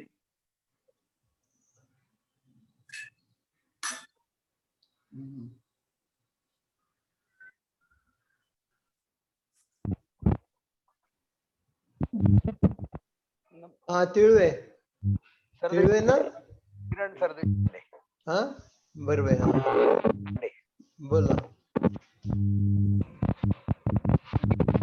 आणि आपण मनातल्या शब्दांचा यांचा वेग जो असतो तो कमी जास्त होतो. काय ते आपला लिहिण्याचा वेग जो आहे तो लिहिण्याचा कशाचा वेग नीट ऐकू येत नाही. लिहिण्याचा वेग जो आहे आपला, हा हा लिहिण्याचा वेग. हा लिहिण्याचा वेग कमी होतो. हा मग काही वेळेला ते अक्षर जे तसे बारीक बारीक बारीक बारीक हो मायक्रोग्राफी. हा त्याच्या संबंधित वेगळा काही व्यायाम किंवा असं काही आहे का? नाही त्याच्या आधी तुम्ही लिओडोपा घ्या. माझ्याकडे मी तुम्हाला तो पेपर दाखवला असता. माझं मायक्रोग्राफिया झालं. मी टॅबलेट घेतली क्रश करून, अर्ध्या तासाने लिहायला लागलो. त्याच्या मागच्या पानावरती जसं हँडरायटिंग होतं तसं यायला लागलं. मी सगळ्यात जास्त लिहिलंय. 4 पुस्तकं लिहिली आहेत. हाताने लिहितो मी, कॉम्प्युटरवरती माझं नाही अजून तेवढा हे बसत. अगदी ते लगेच येतं. प्रश्न असा आहे, आता संशोधन ह्याच्यावरती झालेलं आहे की व्हायला पाहिजे की लिव्होडोपा हा ड्रग कमीत कमी वापरून तो ब्रेन मध्ये जास्तीत जास्त डिलिव्हर कसा होईल. हे पोटामध्ये डिस्ट्रॉय होतो, त्याच्यानंतर तो लिव्हर मध्ये डिस्ट्रॉय होतो, किडनी त्याला हकलून देते, ब्रेन तो त्याला लवकर पकडत नाही. काय कार्बिडोपा त्याच्याबरोबर त्याचा भाऊ जो आहे तो it reduces the levodopa dose to 80%. Carbidopa is to protect the levodopa. असं एवढंच संशोधन झालं. आता हे लिव्होडोपा जे आहे 50च्या दशकामध्ये त्यांना सापडलंय. त्याच्यानंतर नवीन काहीच नाहीये. आणि पार्किन्सन डिसीज लिहून ठेवला 1817 मध्ये. त्याचं काय आहे, सगळं मनी आहे हो. या कार्डिओलॉजी मध्ये भरपूर मनी दडलेला आहे. याच्यामध्ये मनी नाही ना, मग कशाला संशोधन करायचं. सहमत आहे याच्याशी. हा हे संशोधन आता हे करणार. मोदीने लस तयार केली की नाही, सगळ्या जगाला देईल एवढी ताकद दाखवली आपली. मग ही काय ताकद अमेरिकेमध्ये नाहीये का? नाहीये. आहे, पण त्या वॅक्सिन विकण्यामध्ये पैसा नाहीये तेवढा, मग कशाला करायचं. नाही ते मोहम्मद अली आणि त्यांचे संशोधनाचे मोठे हे आहेत ना अमेरिकेत, पण मेंदू कॉम्प्लेक्स आहे ना, इतकं सोपं नाही संशोधन. इतर याच्यामध्ये सोपं नाहीये. नाही, आणि इन्सुलिनचं पार्किन्सन जसं पेन आहे ना, इन्सुलिन पेन आता आल्यावर पेशंट ज्यांना इन्सुलिनवरच डायबिटिक पेशंट्सना कंट्रोल करायचं असतं त्यांना फार सोयीचं झालं. इन्सुलिन पेन खिशात घेऊन तुम्ही जगभर फिरू शकता. जसं डोपामिनचं पेन यायला पाहिजे. खरं ते कठीण आहे, म्हणजे बनवणंही कठीण आहे, पण ते जर आलं तर म्हणजे it will B boon for all Parkinson patient. कारण मग तुम्हाला जेव्हा पाहिजे तेव्हा तेवढा मीटर डोस घेऊन तुम्ही तुमचं सगळ्या गोष्टी म्हणजे मॅनेज करू शकता. आणि पार्किन्सन पेशंट पुन्हा वेगवेगळा आहे पहा, एकसारखा दुसरा नसतो, त्यामुळे पण नाही त्यांना नाही हो संशोधन करणं आणि हे करणं हे हो फार हो कठीण आहे, म्हणजे सोपं प्रत्येकाचं नाही. प्रेझेंटेशन हे वेगळं वेगळं असतं. ते करोडो डॉलर खर्च करतायत संशोधनावर, पण ते काही त्यांना अजूनही और बेसिक डोपामिन बद्दलच हे आहे की ते म्हणतात whether dopamine is the cause or effect of some other thing. इथपासून सुरुवात आहे, म्हणजे वादविवादाला की डोपामिन कमी आहे याचं कारण असू शकत नाही. ते म्हणतात you find out Y dopamine is less and that is the कारण आहे. म्हणजे तुम्ही फक्त वरवरती अश्रू पुसताय, दुःख तसंच राहतंय असं त्याचं खरं आहे. ते आपल्या खाण्यामधल्या कुठल्या गोष्टींमधून डोपामिन मिळेल अशा संबंधी काही संशोधन झालंय का? आपण दोघं मिळून करू. करूया. तुम्हाला खायची आवड आहे, मला पण आहे. अरे वा. खाण्यामध्ये त्यांनी सांगितलंय एक केळं खाल्लं पाहिजे, त्याच्यामध्ये 10 मिलीग्राम मॅग्नेशियम असतं. तर काही त्यांनी रिलेशन शोधून काढले त्याचं. आणि दुसरं कॉफी आणि enough proteins you should it. म्हणजे फास्ट फूड मध्ये तुम्ही गेलात तर प्रोटीन्स मिळणार नाहीत इनडायरेक्टली. बस एवढंच. तुमचे अनुभव ऐकले तर मी माझ्यावरती बरेच प्रयोग करत गेलो आणि ते सारखे आहेत तुमच्या म्हणजे प्रयोग जवळजवळ. मग काय आपण चुकीच्या देशात जन्मलो आहो.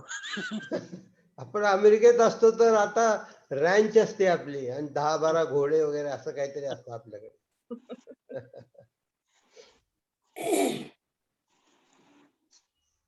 चांगलं वाटलं, पण छान वाटलं मला. म्हणजे शोभनाताई बरेच दिवस मागे लागल्या होत्या, तुम्ही काहीतरी लिहा करा वगैरे. मला माझे पेशंट सौदी अरेबियामध्ये तबीब हबीबी म्हणायचे. तर मी अरबी डॉक्टरना विचारलं हे तबीब हबीबी काय म्हणतायत हे लोक? म्हणजे ते म्हणतात हा हसरा डॉक्टर आहे असं म्हणतायत. तुम्हाला बरं. त्यांना डॉक्टर वाटत नसेल तुम्ही. पण काय जोकर वाढत होतो. आता ते त्यांना विचारावं लागेल. पण मला कोणी जोकर म्हटलं तर मला आवडतं. अरे वा, त्याच्यासारखी उपाधी नाही. आम्ही ज्या वेळेला या फॉरेनच्या ट्रिप काही 2-3 केल्या तिथे मी ओळख करून देताना सांगायचो किंवा मी थोडा जोकर आहे, कोणा चुकून मी एखाद्याची चेष्टा केली तर मला माफ करा, आधीच मला क्षमा मागून मी मोकळा व्हायचो. म्हणजे उरलेल्या पुन्हा टिंगल टवाळ्या करायला मोकळे आपण.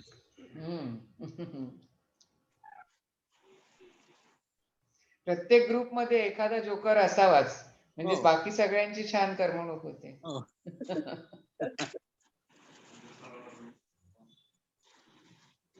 आणखी काय? बाकी छान. काही विचारायचं आहे का अजूनही? कोणाला विचारायचं आहे का असं मी म्हणतेय. आपण प्रश्न आणखी काय विचारायचे? मी कंटाळलेलो नाही. तुमचे प्रवास वगैरे सुद्धा खूप आहेत ना, त्याच्यात पण गमती जमती केल्या तुम्ही कधी कधी सांगत असता. कशात? कुठे? प्रवास. हो. हा तिळवेच ना. हॅलो. नमस्कार. कसे आहात? How are you? आवाज नाही येत. अनम्यूट करा. तुम्हाला म्यूट आहात तुम्ही. नाही म्यूट नाही आहात तिळवे काका. हा बोला, आता बोला. आवाज लो येतोय, लो टोन मध्ये, व्हॉल्यूम लो. आता व्हॉल्यूम ऍडजस्टमेंट काय नाहीच आहे ना. मोठ्याने बोला.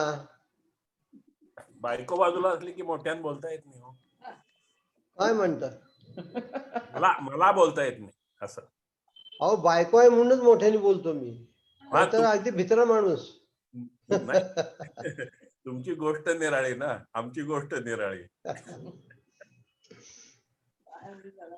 कसा वाटला टॉक? एकदम सुंदर. मी म्हणून अजिबात काही बोललो नाही, ऐकत होतो.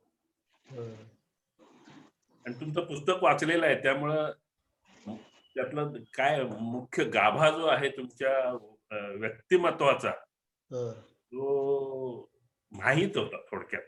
आम्ही अहो प्रॅक्टिस बंद केली. मी म्हटलं आता पैसे मिळून करायचं काय? काय करायचं? खरंय. दुपारी 3 वाजता जेवायचं आणि रात्री 11 वाजता जेवायचं, हे काय हेल्दी लाईफ असतं का मला सांगा? नाही, ज्यावेळी करायचं त्यावेळी केलं ना. हा, तर मुलं सगळे वेल सेटल्ड आहेत, त्यांना आमच्या पैशाची काही गरज नाही. बरोबर आहे.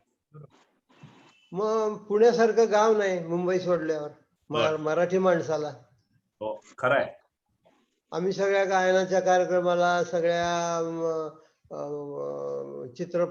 चित्रांच्या प्रदर्शनाला जात होतो, तर हे कोविड आलं. आम्ही मुंबईत 40 वर्षात जेवढे कार्यक्रम पाहिले नाही तेवढे पुण्यात 4 वर्षात येऊन पाहिले. गाण्याचे कार्यक्रम असंख्य ऐकायला गेलो होतो. पुण्याला छान वाटलं, म्हणजे पुण्याला आल्याचं सार्थक झाल्यासारखं वाटलं. कुस्त्याची कॉम्पिटिशन बघायला गेलो होतो. 6 वर्षाच्या मुलापासून ते पार अगदी याच्यामध्ये काय कुस्त्या छान कुस्त्या खेळतात.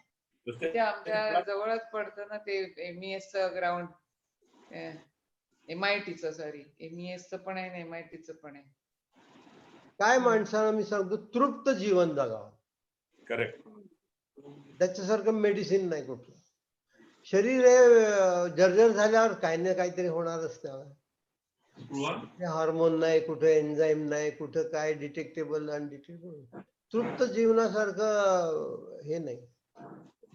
आणि ते कुणी खवय्ये असतात, कुणी चालणारे असतात, कुणी गाणारे असतात, कुणी कानसेन असतात.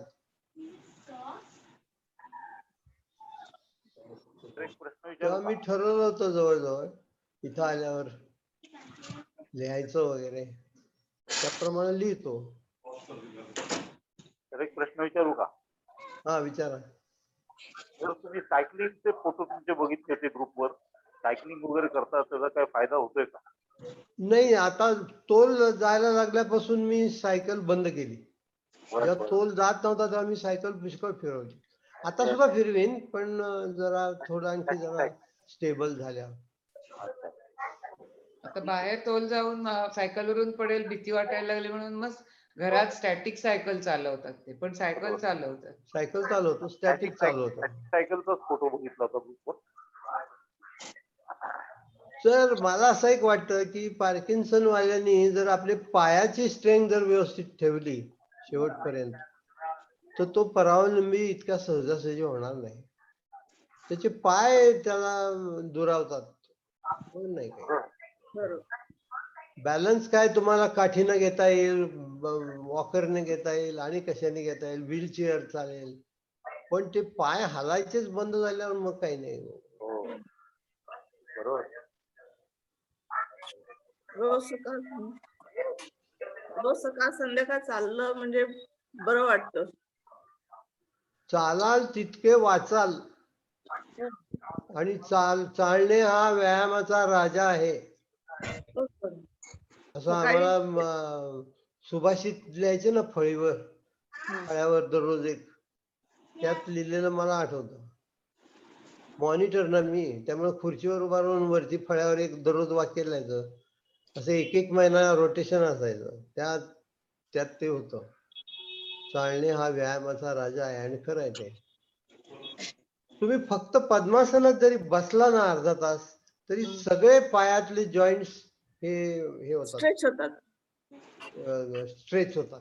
हे जे फिजिओथेरपी स्ट्रेच करत असतात, स्ट्रेचिंग स्ट्रेच, त्याचं आपल्या पद्मासनामध्ये तिन्ही जॉईंट स्ट्रेच होतात.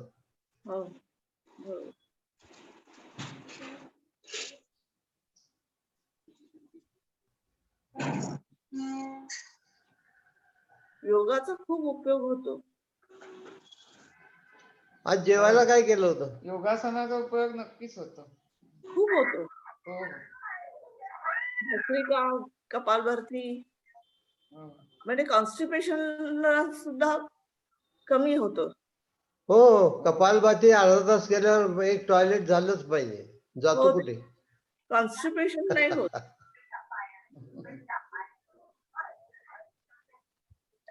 दुसरं असं आहे, आमचे सर सांगायचे गॅस्ट्रोएंटरोलॉजीचे, प्रत्येक पेशंटला सांगायचे, तुम्ही स्वतः एनिमा घ्यायला शिका. अरे वा. आणि ती एक नर्स होती, ती शिकवायची. त्याच्यासारखं म्हणजे ओल्ड एज मध्ये रिलीफ नाही कशाला. आणि एनिमा फ्लुइड मिळतं बाजारामध्ये. हो. ते असं नुसतं टोपण काढायचं आणि पुश करायचं, बस झालं.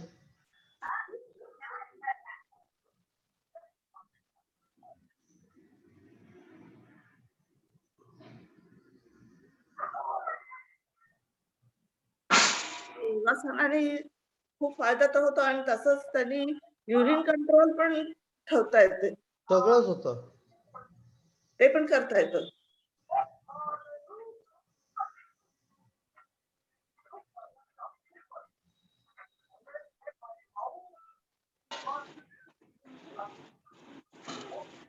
कोण बोलतंय? ऐकू येत नाही.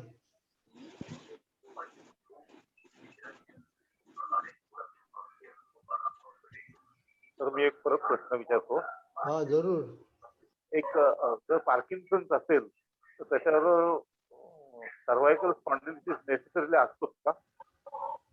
सर्वायकल स्पॉन्डिलिटिस आणि पार्किन्सनचा काही संबंध नाही. काही संबंध नाही ना? काही संबंध नाही. कारण बऱ्याच लोकांना पार्किन्सन्स झालेल्या नाही, लोकांना पार्किन्सन लक्षात घ्या, it's a movement disorder. Movement disorder म्हणजे आता हे वायरिंग असतं की नाही, खालून एक वायर येते, आपण बटन असतं, बटन मध्ये काय होतं, मागची वायर जोडली जाते, पुढचे ते 2 नॉब असतात, तिथून दुसरी वायर निघते, बाहेर जाते. तर हे जे बटनामध्ये ही जी जागा असते 2 टर्मिनल मध्ये, त्याला सायनॅप्स म्हणतात. आणि तिथे न्यूरो ट्रान्समिटर म्हणून हा पठ्ठ्या बसलेला असतो, डॅप्सोन, डोपामिन. तो तिथे नसला तर किती तुम्ही इम्पल्स टाकला तरी त्याचा काही फायदा होत नाही, उलटा तो मसल आणखी आवळून धरतो तुम्हाला, आणखी आणखी आणखी. आणि फ्रीजिंग हे टायरिंग आहे, लॉस ऑफ एनर्जी आहे. कारण तुम्ही जेव्हा फ्रोझन झालेला पाय उचलता तेव्हा तुम्ही त्या म्हणजे 35 किलो वजन उचलून पुढे टाकत असता. नॉर्मली एलिमिनेट करत ग्रॅव्हिटी तुम्ही चालता, तुम्हाला कळत नाही आपण काय वजन, म्हणजे खरं 70 किलो वजन पुढे जात असतं, पण स्पाईनला शेवटी 0 असतं. तिथे काही तिळे इंजिनियर असले तर तुम्ही आम्हाला नीट समजावून सांगा, बोलतोय ते बरोबर आहे की नाही. जेव्हा फ्रीजिंग होतं त्यावेळेला हे सगळं कोलमडून पडतं. असं एक माझं ब्रेन वेव्ह आहे आता, whether I am right or wrong I don't no.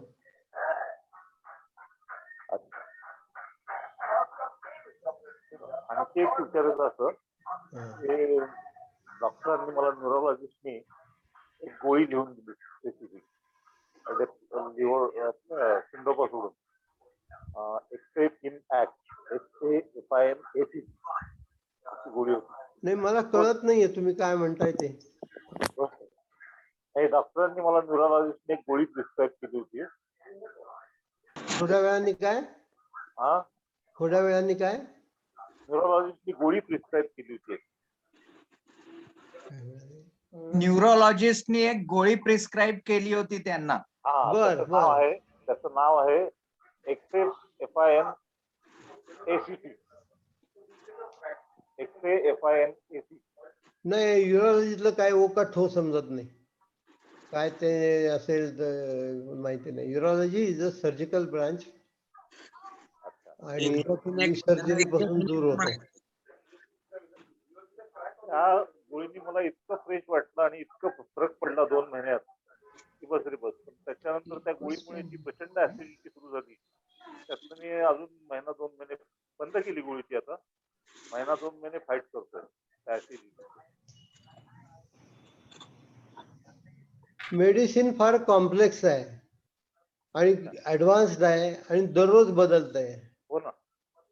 त्यामुळं माझी एक ब्रांच सोडली तर मला बाकीच्या ब्रांच हो बरोबर. तसं लेटेस्ट बेसिक MBBS ते टिकतं वाटतं, ते लागतंच नॉलेज डे टू डे याला. पण युरॉलॉजीचं काही सांगता येणार नाही. तुम्ही म्हणताय की DBS चा काय उपयोग होत नाही, फारसं काही हे नाही. पण मला डॉक्टर हेमंत संतनीच DBS करायचं असं सांगितलं. कारण बॉडी शेक होते. आपण उपयोग होत नाही असं ठामपणे म्हणू शकत नाही, कारण आपल्याकडे बरेच पेशंट आहेत जे पाटणकरांनी सांगितलं आपल्याला, त्यांना उपयोग झालेला आहे. वासू म्हणून आहेत, वाणी म्हणून आहेत. काही काही लोकांना छान आणि गोळ्या कमी होतात ना तुमच्या खूप. काही लोकांच्या होतात.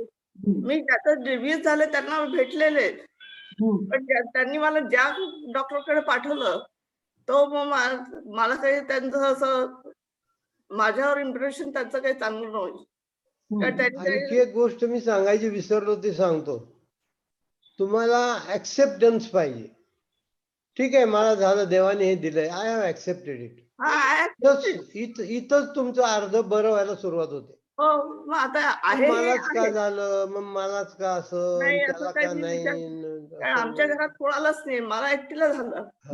आणि मी खेळणारी होते, नॅशनल लेव्हल पर्यंत खेळले. मग तसा नाही विचार करायचा. तुम्ही खेळला ह्याचा विचार करा, झालं ह्याचा विचार करू नका. आम्ही कुठं काय खेळलो? काही खेळलो नाही आम्ही भरपूर खेळलो.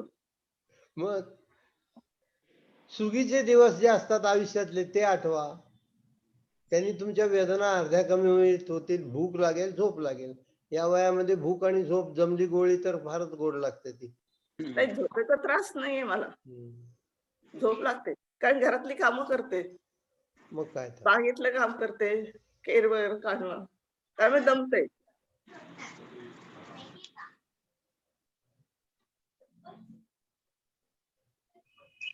स्टेम सेल संबंधी काही सांगता येईल का?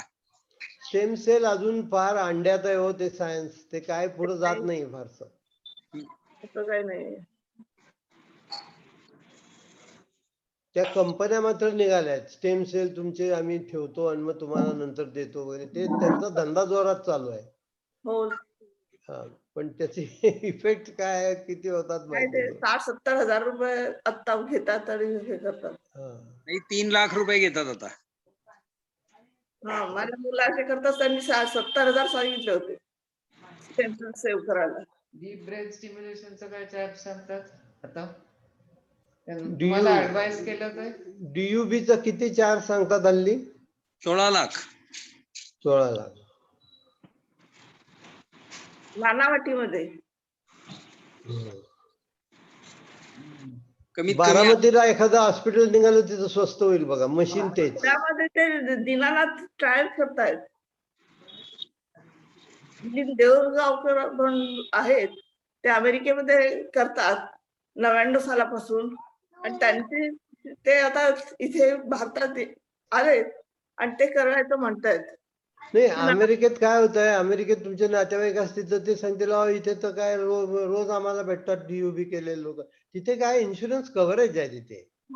त्यामुळे काय 5% फायदा झाला, 50% काहीतरी फायदा होतोच, पण तो परमनंट नसतो. हो, ते आता दिनानाथ मध्ये सुरू करायचं म्हणतायत.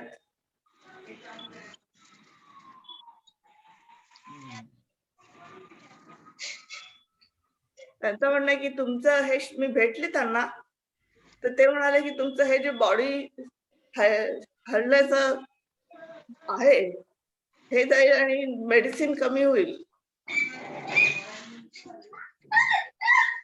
मला डॉक्टर म्हणाले की हॉस्पिटल नावाचं दुकान चालवण्यासाठी या अशा काही सर्जरी आवश्यक असतात.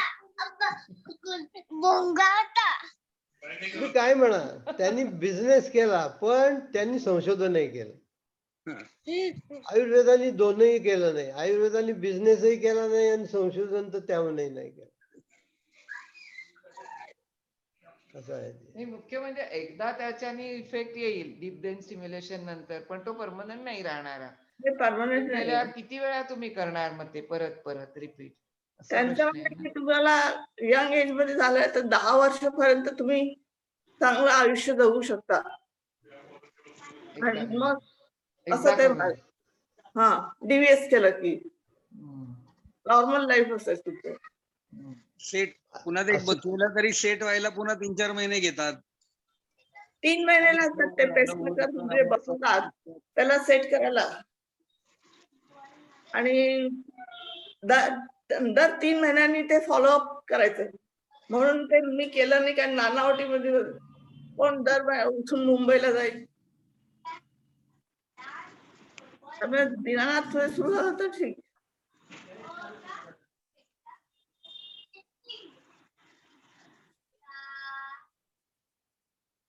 ते देवबागकरांना आपण बोलवणार आहोत एकदा व्याख्यान द्यायला.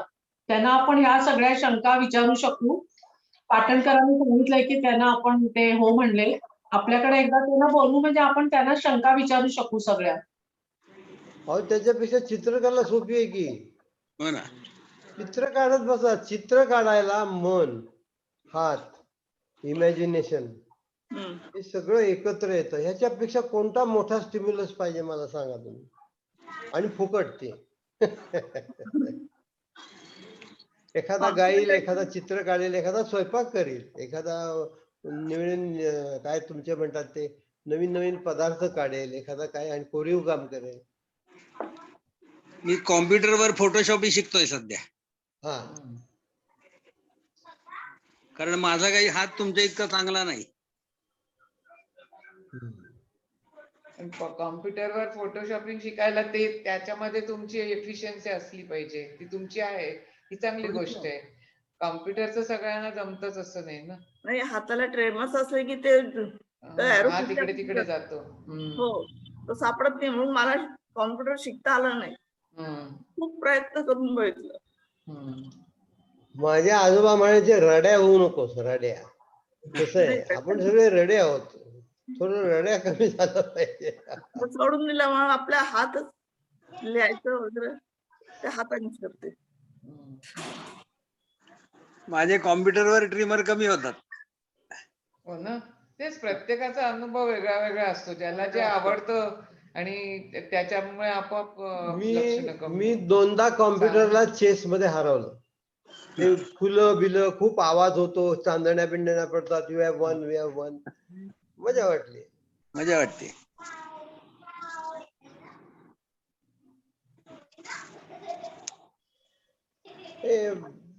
दररोज 2000 रुपयाची स्कॉच पिण्यापेक्षा हे असं काही केलं तर बरं ना. स्कॉच पिऊन काय मिळणार. नातवंड बघणार तुम्ही पिताय हे, दुसरं काय.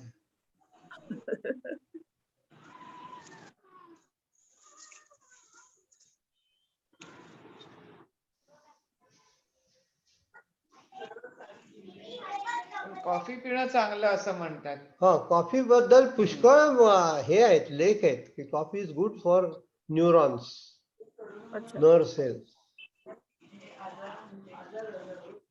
पण ती इन्स्टंट का आपली हल्ली बाजारात त्या दुसरी मिळत नाही, फार कमी मिळते. इन्स्टंटच असते, ब्रू वगैरे. कॉफी मध्ये असं काही पर्टिक्युलर त्यांनी सांगितलं नाही. कॉफी सीड्स मध्ये कॅफीन जे असतं त्याचा उपयोग असतो. तो स्टिम्युलस असतं. तो तुम्ही इन्स्टंट घ्या किंवा साधी कॉफी घ्या, उकळून करायची कॉफी घ्या, कॅफीन त्याच्यात आहेच. कॅफीनचा उपयोग आहे. अच्छा, ब्लॅक कॉफी म्हणतात काही लोक दूध न घालता ब्लॅक कॉफी म्हणतात ना. जशी आवडेल तशी. पाहिजे, मी ऐकलंय. कॉफी प्या पण संध्याकाळी 6च्या आत प्या मात्र, नाही तर मग रात्री झोप नाही येणार. मला असं काही नाहीये. मी रात्री 10 वाजता चहा प्यायला तरी झोपू शकते.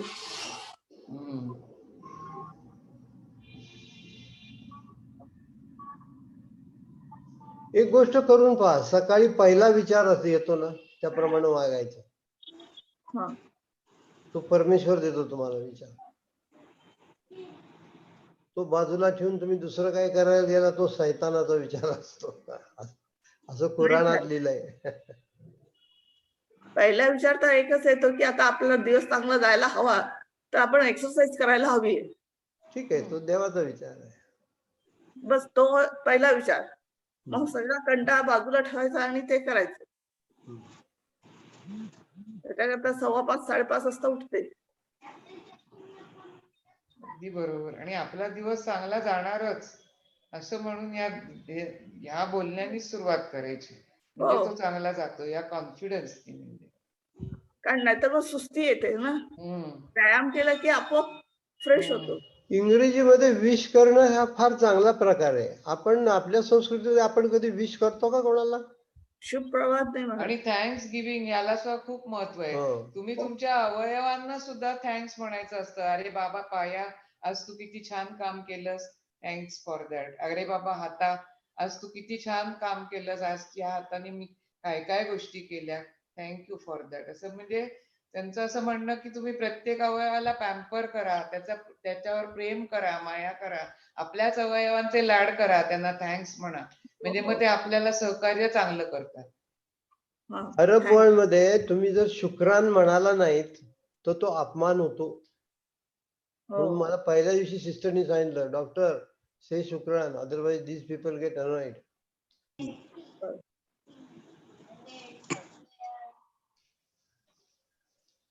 आणि एक गंमत पाहिली मी अरबी, आता गप्पा वाढत चालल्या. ते अरब एकमेकाला भेटतात ना, तेव्हा नुसतं एकमेकाला गुड विश करत नाहीत. पहिलं विचारतात तुझे आई बाप कसे आहेत, वेदर दे आर हेल्दी सिक. नंतर तुझी मुलं कशी आहेत, मग तू कसा आहेस असं म्हणायचं. आणि मग त्यांनी पण तेच प्रश्न विचारायचे आणि मग मिठी मारायची चक्क. आता एवढं करायला वेळ पाहिजे. मुंबईच्या लोकल मध्ये एवढं बोलायला लागलं धक्का देऊन बाहेर काढते. मुद्द्याचं बोला.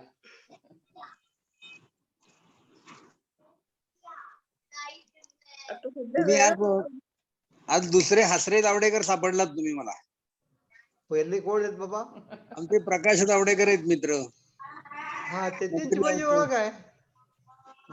ओळख इथेच राहत होते मागे, आता तिकडे बंगला बांधतायत. इथेच मयूर कॉलनीमध्ये होते. मयूर कॉलनीमधूनच इथेच राहतो मी. मागच्या गल्लीमध्ये त्यांचं घर होतं, त्यांच्या घरी पण गेलो होतो. हे पुस्तक ओपनिंगला गेलो होतो.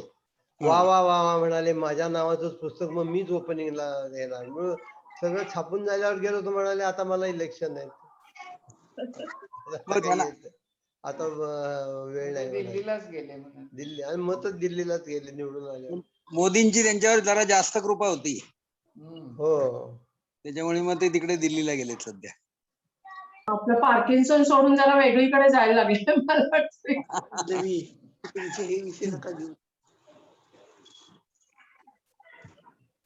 काय आपण थांबायचं का काय अजून सांगायचंय डॉक्टर, तुम्हाला कोणाला विचारायचंय? नाही, थांबलं तरी चालेल. मग तुम्हाला कसं काय वाटलं शोभनाताई? नाही, फारच छान ना, दोघांनी तुम्ही फारच वेळ छान, म्हणजे मजा आली आणि एक तर पॉझिटिव्हिटी निर्माण केली सगळ्यांच्यात. आणि आता आम्ही तुम्हाला हसरे पेशंट असं म्हणतो, त्यांनी तुम्हाला हसरे डॉक्टर नाव दिलं होतं, तर हसरे पेशंट म्हणण्यापेक्षा शुभार्थी, हसरे शुभार्थी. पेशंट हा थोडस बरोबर नाहीच वाटत आपल्याला आता शब्द, कारण पेशंट तुम्ही मानतही नाही, त्यामुळे हसरे शुभार्थी असं म्हणू. सुषमाताईंचे पण आभार, त्यांनी पण आज खूप वेळ आपल्या बरोबर सगळ्यांना दिला आणि दोघांनी मिळून तुम्ही मजा आणली. आणि एन्व्हायरमेंट म्हणून पार्किन्सनशी करता तुम्ही, हे खरंच आम्हाला त्याचा प्रत्यय आला. माझ्यापेक्षा माझी बायको हुशार आहे, पण ती आपली हुशारी दाखवत नाही. माझी हुशारी पडेल म्हणून ती आपली हुशारी दाखवत नाही, असं आहे. ड्रॉइंग हो तिचं चांगलं आहे माझ्यापेक्षा. नाही, आणि त्यांना कौतुक आहे, त्यांच्या डान्सचे फोटो टाकले होते त्यांनी, डान्स करताना वेगवेगळे फोटो त्यांचे टाकत असतात डॉक्टर, त्यामुळे तुम्हाला त्यांचं कौतुक आहे हे वेळोवेळी दिसतं आम्हाला. आणि किंवा त्यांचा तुमच्या अशा चांगल्या राहण्यातला वाटा पण तुम्ही सांगत असता मोकळेपणे. मला बरोबर पुस्तक लिहिताना सुद्धा की त्याच्यातलं चूक बरोबर पहिली क्रिटिक बायको असते असं त्यांनी सांगितलं. त्यामुळे तुमची जोडी अशीच छान राहू दे अशी शुभेच्छा. आणि पार्किन्सनसह तुम्ही असेच एन्जॉयमेंट करत राहा आणि आम्हाला पॉझिटिव्हिटी देत राहा अशा शुभेच्छा देते. आणि धन्यवाद. धन्यवाद. आपण जाहीर करतो.